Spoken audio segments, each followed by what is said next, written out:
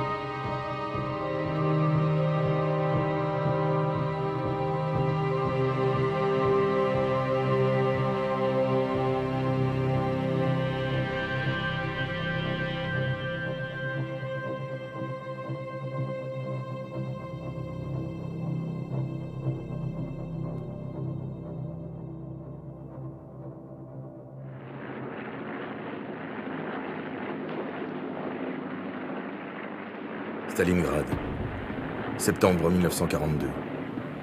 Les bombardements allemands labourent encore et toujours les ruines d'une ville détruite, abritant dans ses entrailles des civils affamés et des combattants démunis. Pourtant, les défenseurs continuent d'affluer par milliers pour défendre quelques kilomètres carrés.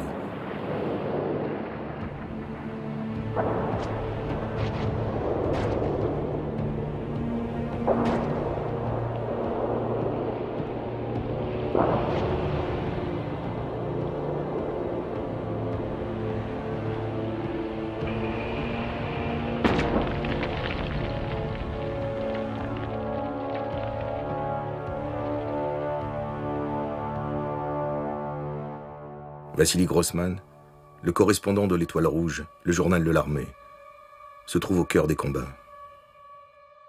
Ici, le courage est contagieux, comme peut l'être ailleurs la lâcheté. On vit d'une heure à l'autre, d'une minute à l'autre. On attend l'aube, et ça commence. Et le soir, grâce à Dieu, la journée entière est passée. Et c'est tellement étonnant.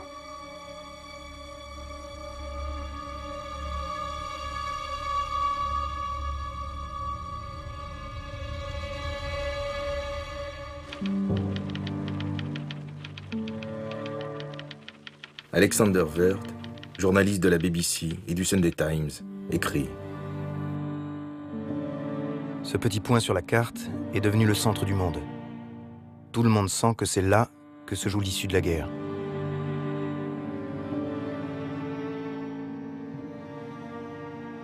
Pour Staline, tenir la ville qui porte son nom va bien au-delà du prestige personnel.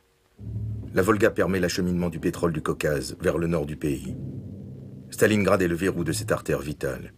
Si la Volga est coupée, le pays est asphyxié. À Moscou, le maître du Kremlin convoque le général Zhukov pour une réunion de crise. Zhukov appartient aux bolcheviks de la première heure, forgé dans les guerres et les violences post-révolutionnaires. Ce fidèle au régime a fait carrière dans les années 30, en échappant aux purges. Stratège audacieux et déterminé, impitoyable pour ses hommes, Zhukov a été révélé par la guerre.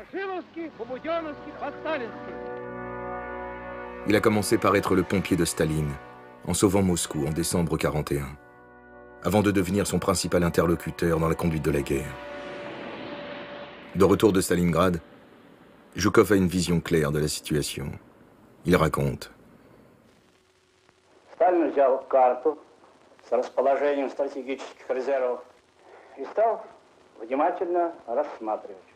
Мы с Александром Михайловичем отошли от стола подальше и стали между собой очень тихо разговаривать, что все это, конечно, полумера.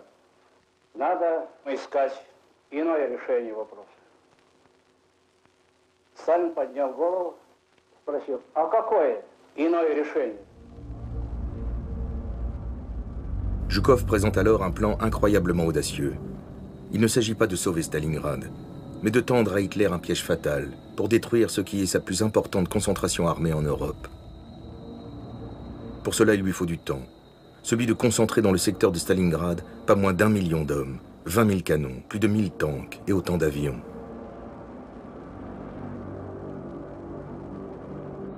Staline et Zhukov font le pari que l'armée rouge, encerclée à Stalingrad, pourra tenir le temps de mettre en place l'opération.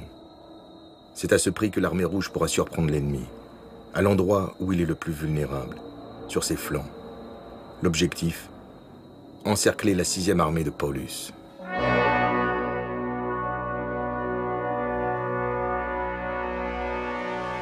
Convaincu que c'est la seule stratégie possible, Staline avalise le plan de Zhukov. Son nom de code, Opération Uranus. Zhukov en est le maître d'œuvre. Le secret absolu est une condition sine qua non de la réussite d'Uranus.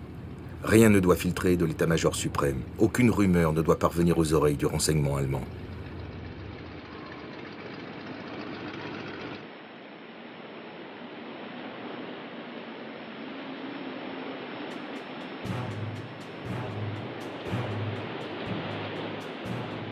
Le premier défi de Zhukov, organiser un déplacement de troupes colossal dans la plus grande discrétion. En quelques semaines, les troupes du génie et des dizaines de milliers de civils réhabilitent des routes et érigent des ponts. Ce seront des artères vitales pour le transport des troupes et du matériel à acheminer dans les steppes de Stalingrad.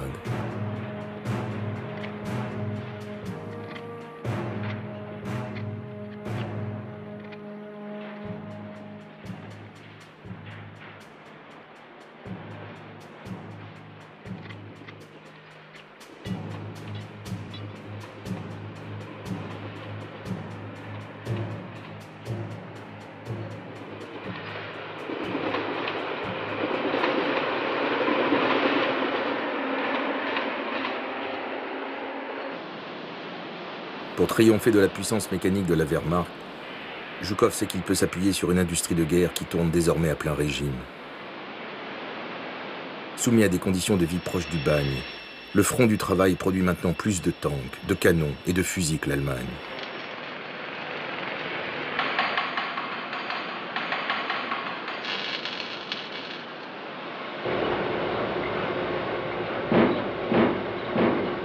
Ce sont des femmes, des enfants et des vieillards. Galina, Vera, Nadia, Andrei, Misha ou Katia acceptent cette vie de forçat.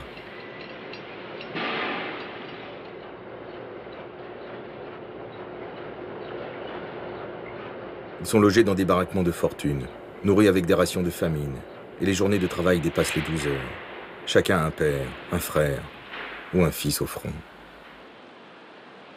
Дорогой боец, 10 тысяч автоматов я собрал за время своей работы на заводе. Буду продолжать сборку только на отлично. Этот автомат 10-тысячный. Я тебе даю наказ.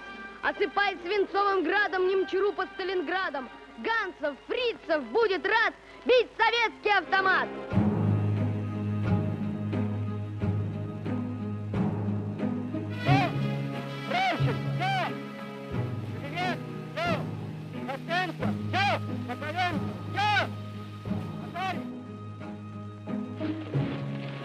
Zhukov exige des nouvelles recrues une préparation militaire irréprochable. Pour ces jeunes soldats, la grande guerre patriotique ne représente pas seulement un devoir envers la mère patrie. C'est aussi l'espoir sincère d'un nouveau départ, la possibilité de remettre les compteurs sociaux à zéro après les vagues de collectivisation, de purge et de terreur stalinienne qui ont touché toutes les couches de la société. Le soldat Yuri est l'un d'entre eux. J'ai 18 ans et nous sommes 130 volontaires comme moi, tous logés dans le même baraquement.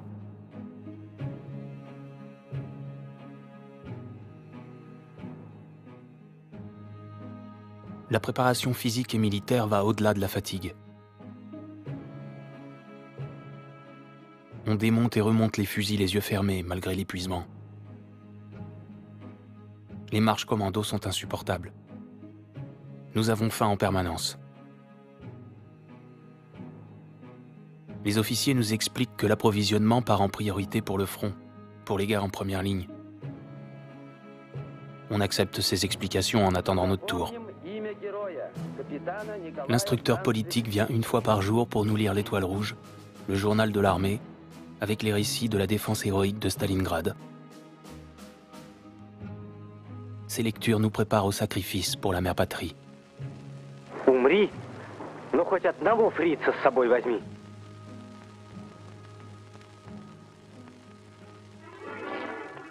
Бой длился двое суток. Chaque jour, mètre par mètre, la défense s'érode mais ne cède pas. Aux côtés des combattants, les opérateurs et les correspondants de guerre bâtissent la légende de Stalingrad l'héroïque.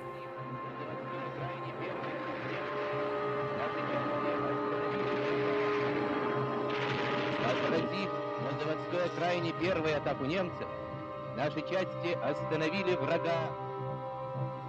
Le vent de la bataille souffle maintenant dans la presse, à la radio et au cinéma. Pour le soldat Yuri et pour ses frères d'armes, l'espoir en la victoire devient bien réel.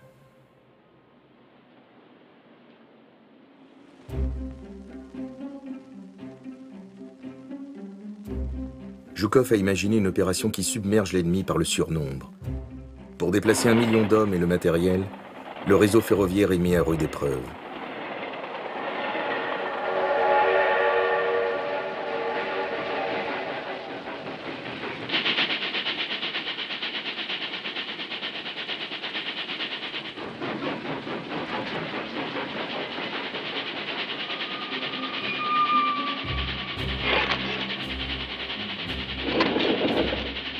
Les divisions fraîches convergent vers les steppes de Stalingrad, mais aucun de ces hommes ne connaît sa véritable destination.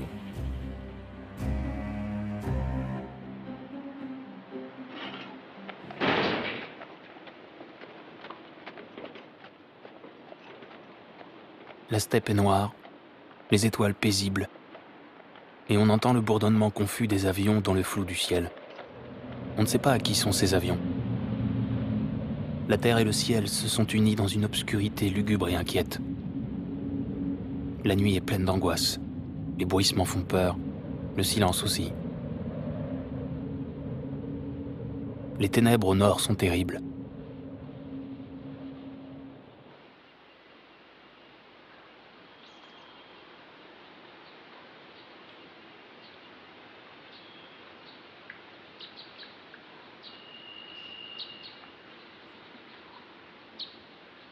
Ces soldats marchent de nuit, pour que l'obscurité les protège des avions allemands, et se camouflent le jour, à l'abri des bois ou dans les villages évacués. L'augmentation des rations leur indique que le front est proche. На поленьях смола, как слеза.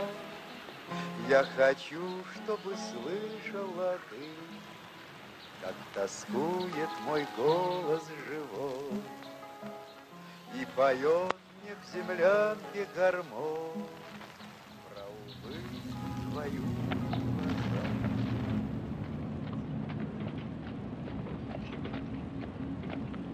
La nuit, les grondements des moteurs parviennent jusqu'aux tranchées allemandes.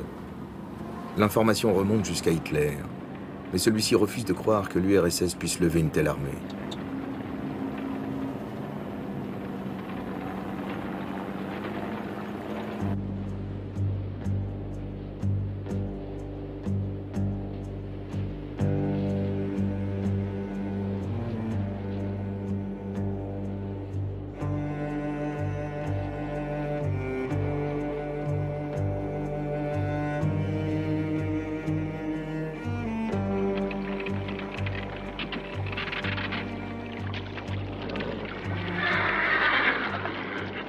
La Volga commence à geler. La stratégie de Tchouikov s'avère payante. L'ennemi s'enlise toujours plus dans la guérilla urbaine.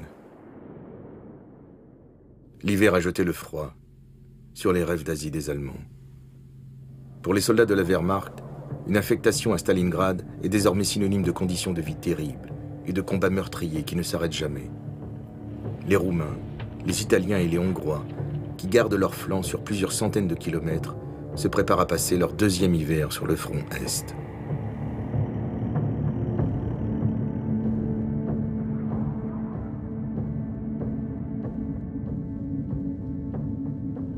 Dans la nuit, Tchoukov reçoit un appel de l'état-major général. La contre-offensive commence dans 8 heures. Il réalise alors que son rôle a été de leurrer l'ennemi.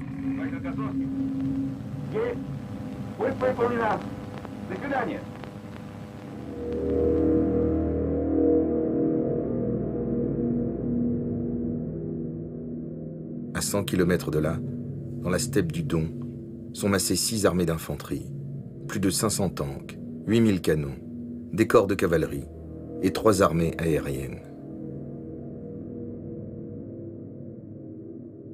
À l'aube, ce sont 500 000 hommes qui s'apprêtent à déferler sur les flancs roumains. À 3 heures de son déclenchement, les généraux dévoilent les détails d'Uranus à leurs officiers. Le déroulé de la journée est communiqué à chacune des unités.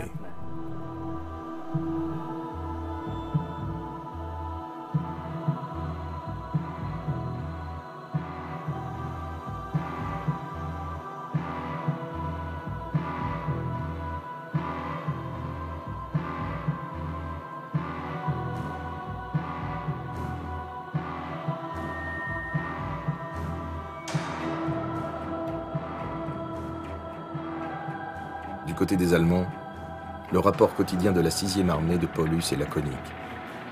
Aucun changement majeur sur l'ensemble du front. Moins de glace à la dérive sur la Volga qu'hier.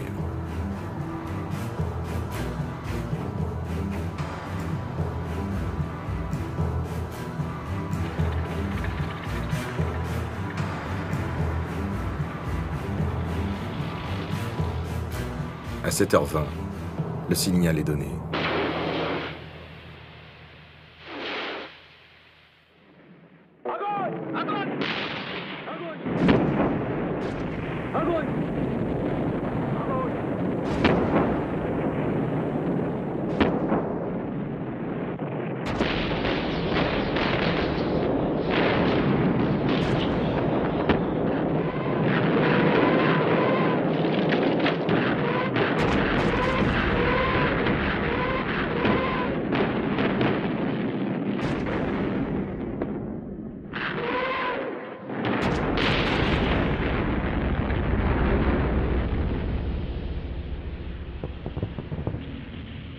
Dans cette guerre, le silence a disparu. L'air glacé sent la mort, le métal brûlé, et porte au loin tous les sons. Les détonations s'entendent jusqu'à Stalingrad, à plusieurs dizaines de kilomètres de là. À 8h50, les canons se taisent.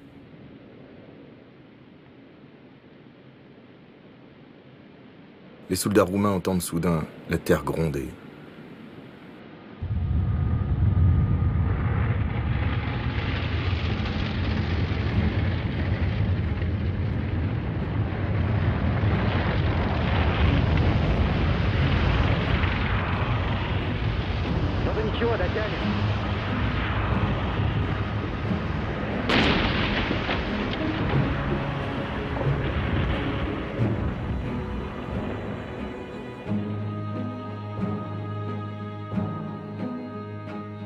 Tout le bataillon est tétanisé dans l'attente du signal.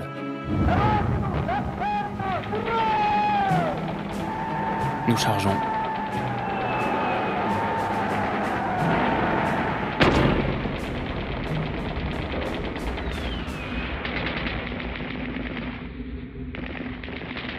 Nous courons en direction de la tranchée roumaine en hurlant comme des forcenés, sous le feu direct de leurs mitrailleuses.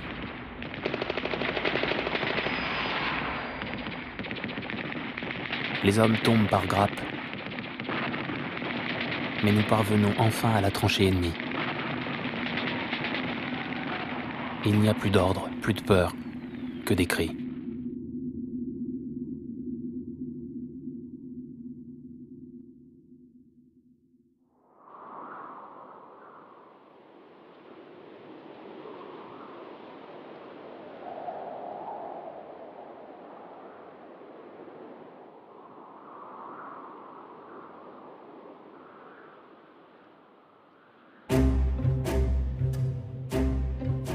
Les lignes roumaines cèdent. Au soir du 19 novembre, les armées du général Rokossovski et du général Vatutin ont percé des brèches de plusieurs dizaines de kilomètres sur les flancs nord de Paulus. Les corps blindés de l'armée rouge foncent vers le sud, en direction de Kalach sur le Don. L'objectif est d'encercler les Allemands entre le Don et la Volga.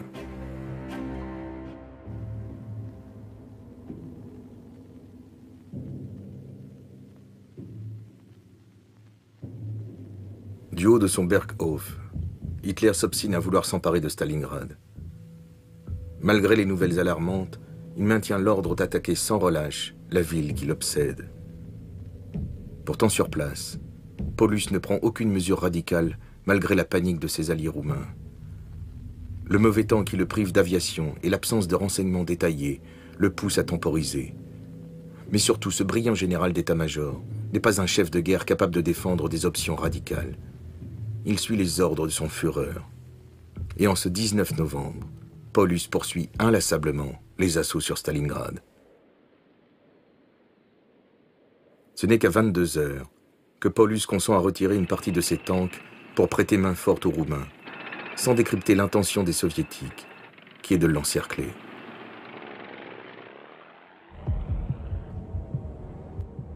Le lendemain, à quelques dizaines de kilomètres de la ville, le général Yeremenko est chargé de refermer la pince sud de la tenaille soviétique, en direction de Kalach sur le Don.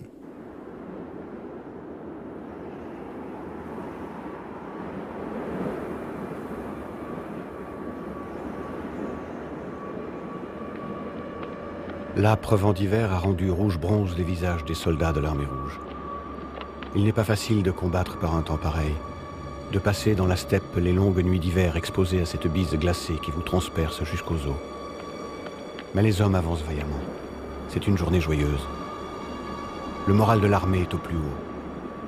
C'est l'offensive de Stalingrad.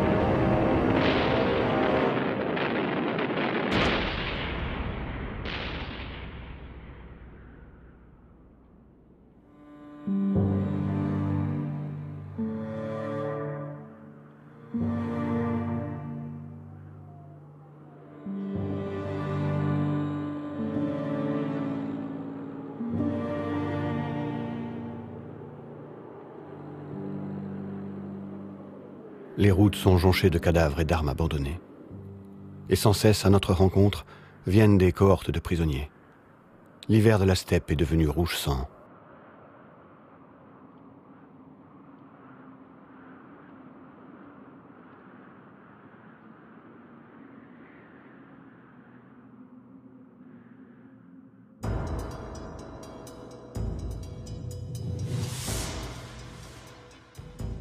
Les avant-gardes de l'armée rouge ont reçu l'ordre d'avancer le plus vite possible. Le 21 novembre, Paulus réalise enfin que les poussées soviétiques convergent en direction de Kalach sur le Don. Le pont qui enjambe le fleuve doit servir de verrou au piège soviétique. Le 22 novembre, dans l'obscurité et la confusion, avec 2 chars et un véhicule de reconnaissance pris aux Allemands, le lieutenant Philippov parvient à tromper la vigilance des gardes et s'empare du pont. La voie est libre pour que les avant-gardes russes opèrent la jonction dans la steppe. L'opération Uranus a réussi.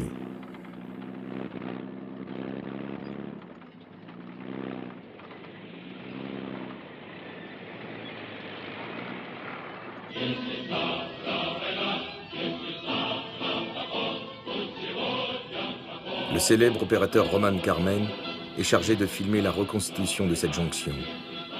Stalingrad est l'épicentre de la guerre. Par les articles de Grossman, Simonov ou Ehrenburg et les actualités cinématographiques, toute l'Union soviétique suit au plus près les événements.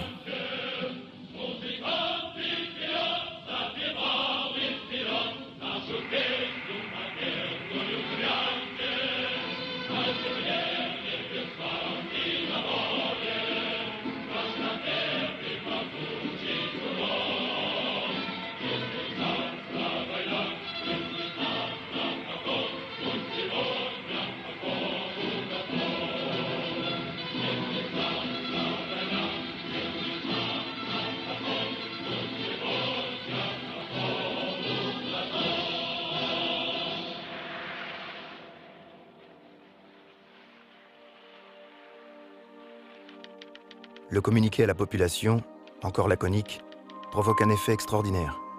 Natchalos, ça commence, est le mot qui revient sur toutes les lèvres. Tout le monde sait d'instinct ce que cela signifie.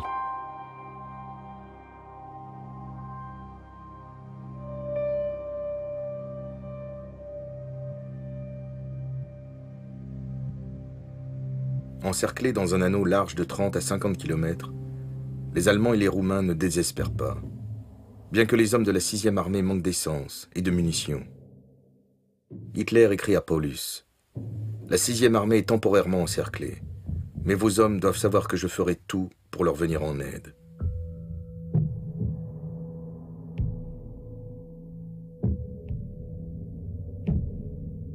Le Reichsmaréchal Göring propose alors de mettre en place un pont aérien.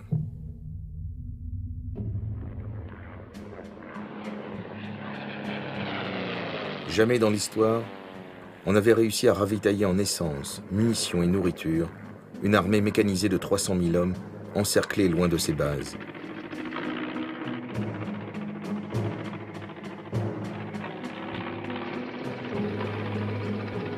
Les conditions climatiques de ce début d'hiver 1942 sont abominables.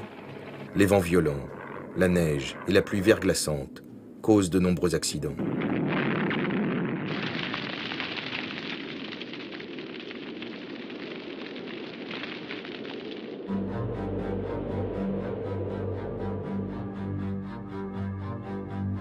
Et les jours de temps clair, les trimoteurs allemands s'exposent aux batteries anti-aériennes disposées autour de l'anneau.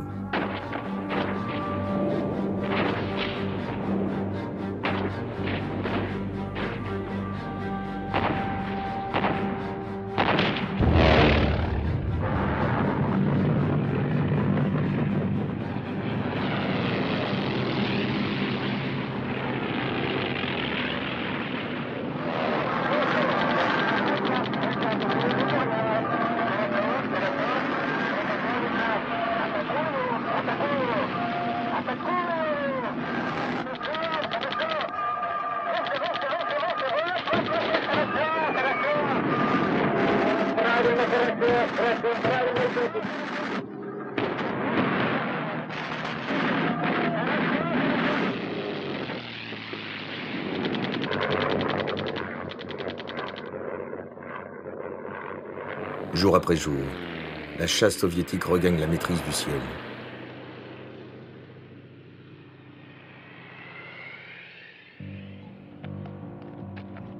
Au mieux, le pont aérien réussit à acheminer 512 tonnes par semaine, alors que les besoins de Paulus s'élèvent à 700 tonnes par jour. Depuis le 22 novembre, nos rations baissent de jour en jour, mais le moral est là. Nous espérons sortir de l'encerclement avant Noël. Je crois en Hitler. Ce qu'il a dit, il le fera. La guerre sera bientôt finie. En attendant, nous avons mis la main sur un stock de chaussettes russes que nous mettons sous nos casques pour que notre tête ne gèle pas.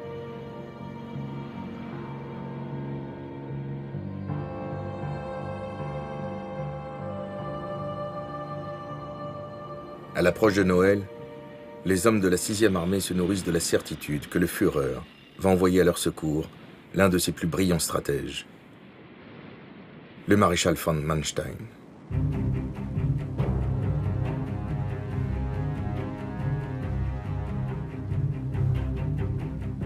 Son projet, baptisé Orage d'hiver, consiste à enfoncer par le sud l'anneau soviétique pour établir un couloir qui permette d'approvisionner Paulus et de passer l'hiver. Au printemps 1943, Hitler entend reprendre la conquête du pétrole, vitale pour la poursuite de la guerre.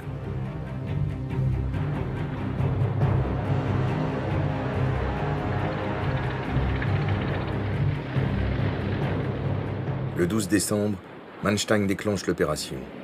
Et en 3 jours, ses troupes se retrouvent à une 50aine de kilomètres de leur objectif.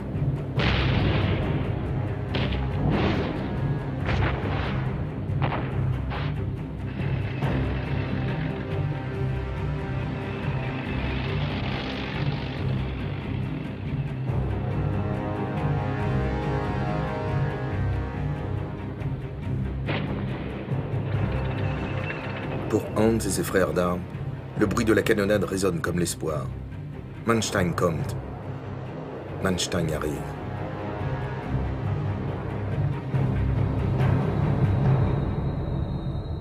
Mais Zhukov a prévu une riposte. Cette fois, il enfonce le flanc gardé par les Italiens et menace directement les forces de Manstein. Pour le stratège allemand, l'urgence devient le retrait de la Wehrmacht engagée dans le Caucase et qui risque à son tour l'encerclement.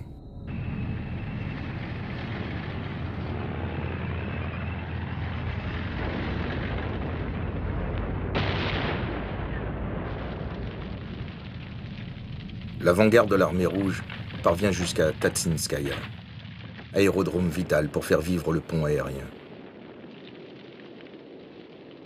Le 23 décembre, Manstein informe Paulus de l'échec de son entreprise. La conquête du pétrole a échoué. Le sort de la 6e armée est scellé.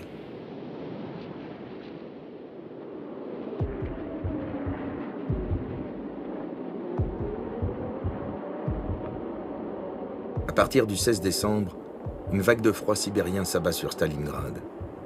Le gel recouvre tout, les ruines, les armes et les visages. L'huile gèle dans les carters des pièces d'artillerie. Les ressorts des mitrailleuses se brisent comme du verre. La vague de froid suspend le temps de la guerre. La Volga devient carrossable.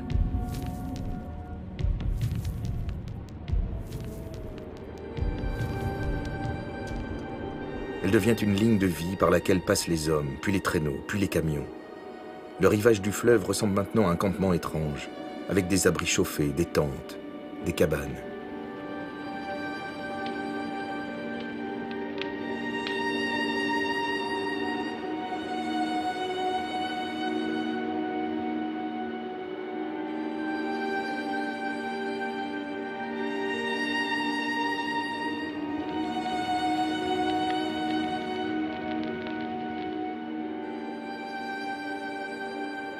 Pour les soldats de l'armée rouge, il est même possible de se rendre sur l'autre rive pour prendre un bain de vapeur.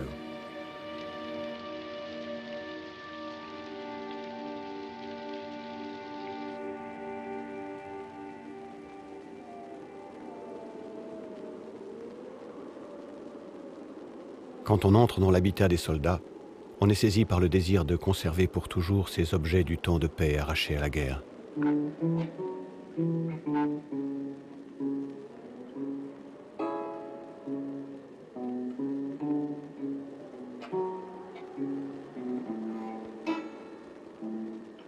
Sur cette terre retournée, gelée, pleine de merde, en sang, résonne partout la musique.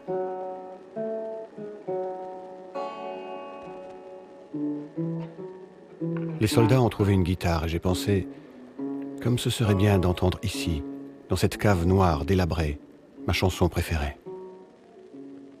Темная ночь разделяет любимая нас, и тревожная черная степь пролегла между нами.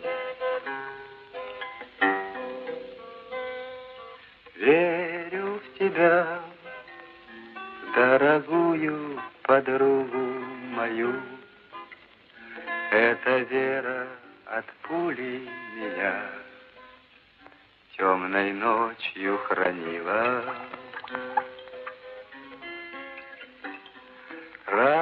Tous étaient assis là sans souffler mot. Ces paroles et cette mélodie trouvaient ici une résonance d'une incroyable puissance. Ce fut pour moi la plus forte émotion de la guerre.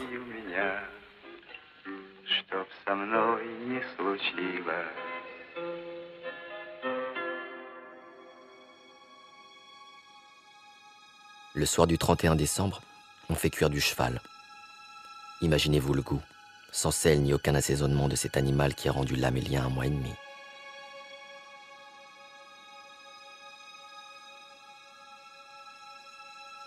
Chacun a reçu une tranche de pain supplémentaire avec une larme de cognac français.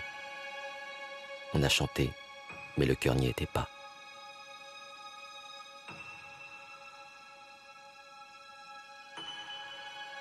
Le 31 décembre, Hitler envoie un message à Paulus et à la 6e armée. Au nom du peuple allemand, je vous adresse mes vœux les plus chaleureux. Je suis conscient de la difficulté de votre situation. Je ferai tout ce qui est en mon pouvoir pour vous dégager de l'encerclement. De votre fermeté naîtra le plus glorieux fait d'armes de l'histoire militaire allemande. Adolf Hitler. Paulus répond. Mein Führer, vous pouvez être certain que nous tous, du général au grenadier, tiendrons, inspirés par une volonté fanatique, et contribueront ainsi à la victoire finale.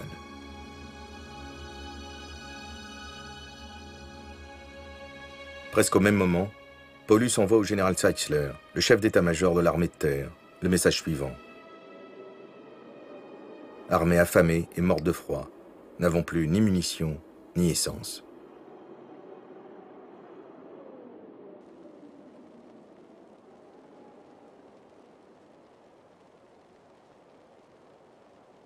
Staline attend désormais de cueillir les fruits de la victoire. Pour venir à bout des Allemands encerclés, il choisit le général Rokossovski. L'opération Cercle commence. L'armée rouge ignore le nombre d'hommes qu'elle a encerclés. Le renseignement militaire sous-estime gravement l'adversaire. Il table sur un effectif allemand de 80 000 soldats, moitié moins qu'ils ne sont en réalité. Pour cette opération, le commandement soviétique affecte à Rokossovski 218 000 soldats solidement appuyés par les blindés, l'artillerie et l'aviation.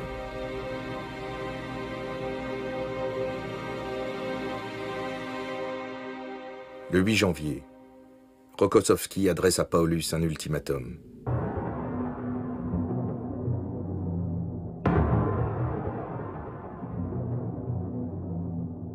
La 6e armée vit une véritable agonie. Le pont aérien promis par Hitler ne fait plus illusion.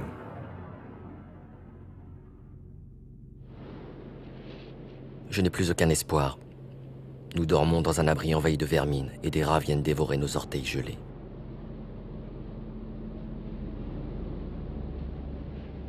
Ici, j'ai appris le sens de la phrase « Donnez-nous notre pain quotidien ». Je ne reçois même pas une tranche de pain par jour. Du pain.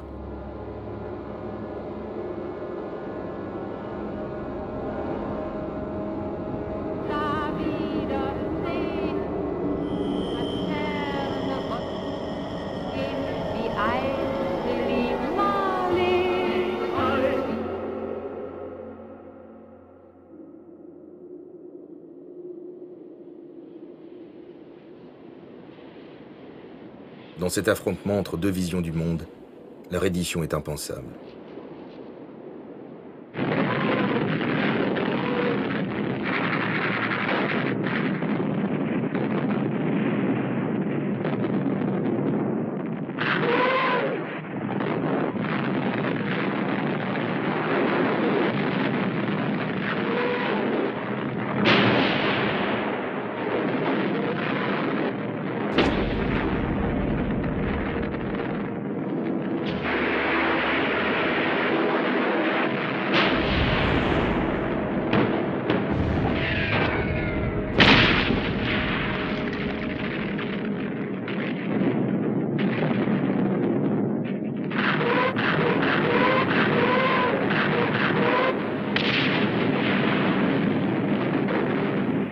En 10 jours, les troupes de Rokossovski progressent de 40 km. Les Allemands se battent jusqu'au dernier.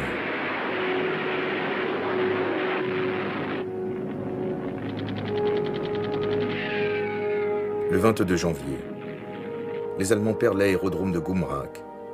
Les derniers avions sont pris d'assaut par les blessés et les officiers. C'est pour eux l'ultime voie d'évasion hors de l'enfer.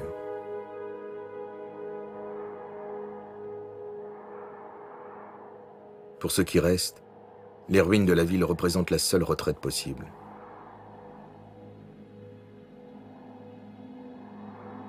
Hitler adresse un message à Paulus. Reddition hors de question. Les Allemands combattent jusqu'au bout. 6e armée a ainsi apporté sa contribution historique au plus grand passage de l'histoire allemande.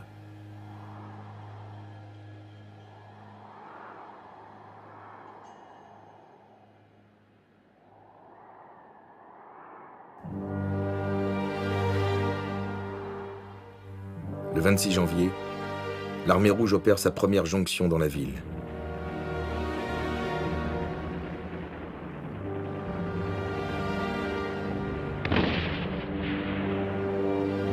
C'est maintenant aux Allemands de se défendre mètre par mètre, centimètre par centimètre.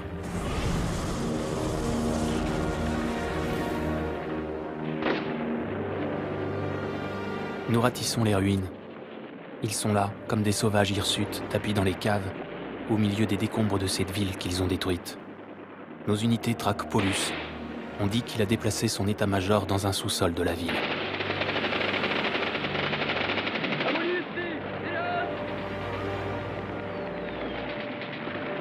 Le 30 janvier 1943, Hitler nomme Paulus maréchal. Jamais un maréchal ne s'est rendu à l'ennemi. Hitler attend un suicide, une mort sacrificielle à ériger en mythe.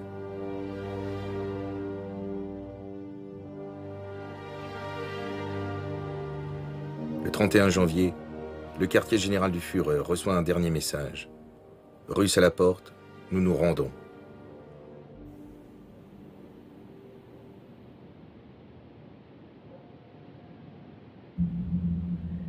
En Allemagne, 3 jours de deuil national sont proclamés. Hitler entend transformer cette défaite en une geste héroïque de sa croisade contre le judéo-bolchevisme. Le communiqué officiel annonce: le sacrifice de la 6e armée n'a pas été vain. Pivot de notre mission historique européenne, elle a tenu contre l'assaut de 6 armées soviétiques. Ces hommes sont morts pour que l'Allemagne puisse vivre.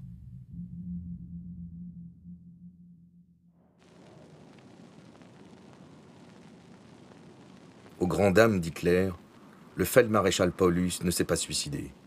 Il s'est rendu, ainsi que ses généraux. Ils sont immédiatement exhibés par les Russes comme des trophées.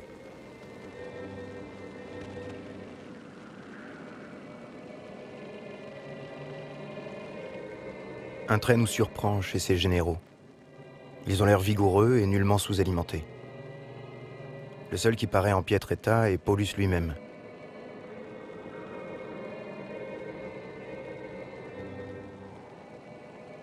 Très pâle, il semble malade.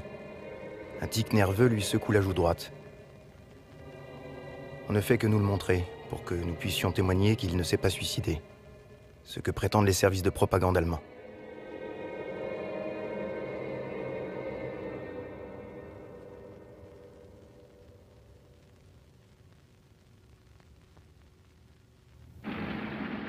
Le 2 février, la ville est entièrement libérée. Lorsqu'elle apprend la nouvelle, la Russie n'éclate pas de joie. Elle est simplement heureuse pour la première fois depuis le début de la guerre.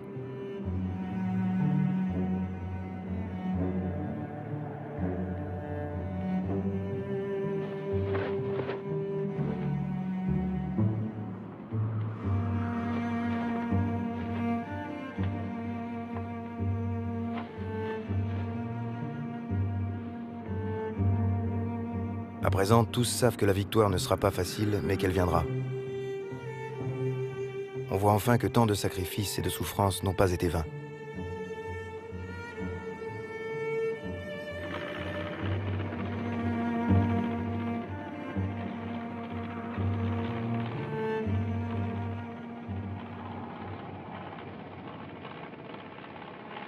Les survivants civils de la bataille, qui se sont terrés dans les caves, les canalisations et les égouts, et tout ce qui pouvait servir d'abri pendant les 5 mois des combats, émergent des ruines.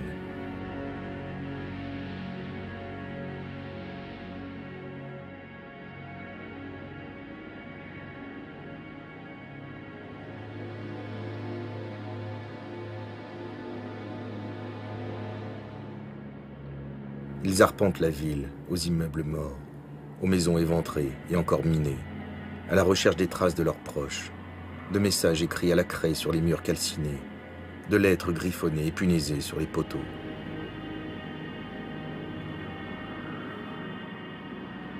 Maman, je vais traverser la Volga et tenter d'aller chez l'oncle Kolya.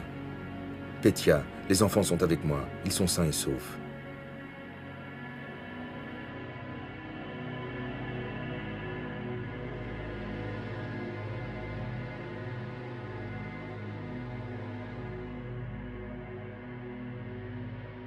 Les collaborateurs et les derniers foyers de résistance allemands sont liquidés. Le général Tchouikov peut maintenant toiser les anciens assaillants de la ville.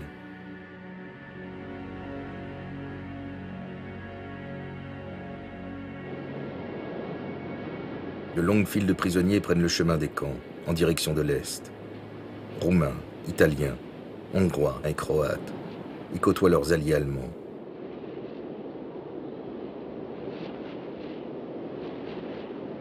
Seule une poignée d'entre eux reverra sa patrie.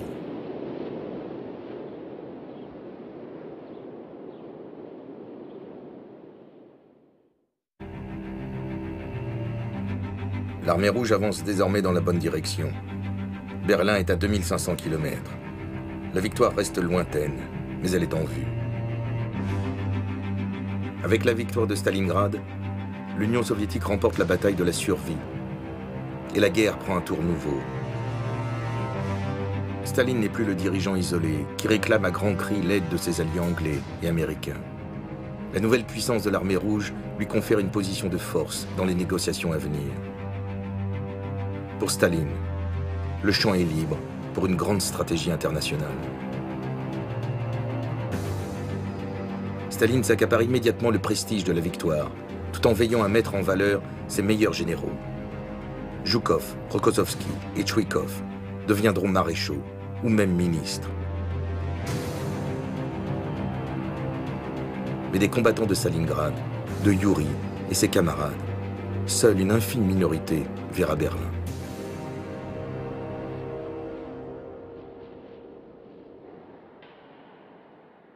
Comme on a envie de conserver à jamais dans la mémoire cette ville qui a donné à ses défenseurs une liberté triomphale. Cette ville avec ses milliers d'hommes aux vestes matelassées, en chapka à oreilles. Des hommes occupés au travail de la guerre qui ne connaît pas le repos, qui portent les bombes comme on porte du pain, qui se chamaillent et chantent à mi-voix.